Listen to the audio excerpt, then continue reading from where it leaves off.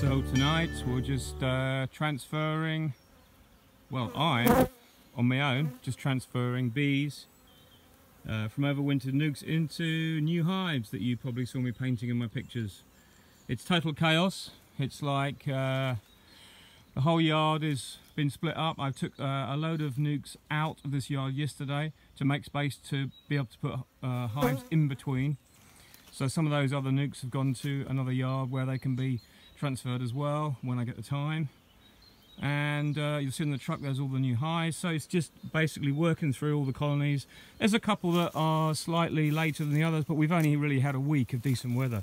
I mean, and the amount of brood in these boxes is just unreal. So it's all going well, but there's just very little time to do anything, and other than get on and knock the work out. I've got to go back and do my gardening work tomorrow for the day.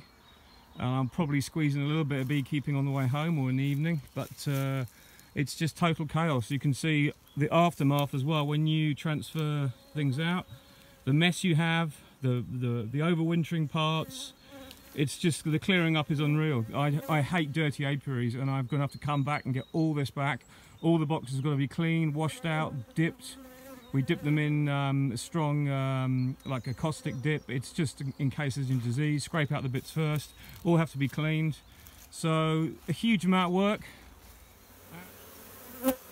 One thing I do myself, I don't know whether anyone else does this, but when I am transferring nucs that are really a bit too strong in one box, which these are, they're too strong, they're basically packed. If I find a frame with just stores on and pollen, you see this one is just stores and pollen, there's no actual eggs or larvae there, so I'm not worried if I move that. So what I do is I actually put that back a space, and then I'll insert a frame of foundation between that and the start of the brood nest.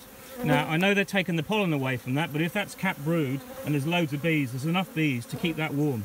So I just stick a frame of foundation in, and the bees will draw that out, and it gives them instant space. They're not having to go around this frame that's like loaded out with pollen, this frame here, just to get the next frame drawn out. So it almost gives them instant relief. I don't know if anyone else does that, but that's what I find really helps really good. And it gives them that boost. The next morning they start to draw this frame out, and then they're away, they're gone. And that's the biggest problem, is finding nucs that you've been too late getting them into a hive or giving them more space, and then suddenly the queen is slowed down. In France they call it blocage de pente. It's basically because the hive becomes so clogged up, then you get swarm preparations, and if the weather goes off, they just stall, you know, they just don't do anything, and then you get this horrible problem where they almost stagnate.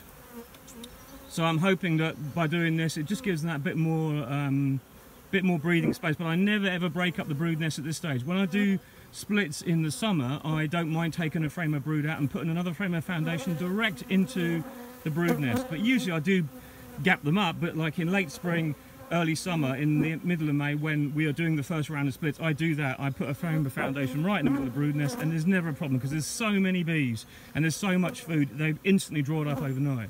So it's a good way of actually also changing regularly your frames in the brood nest. So anyway, I better get these in. They're getting a bit nanksy now because the weather's just changed this afternoon. It's much cooler tonight and they're not that happy.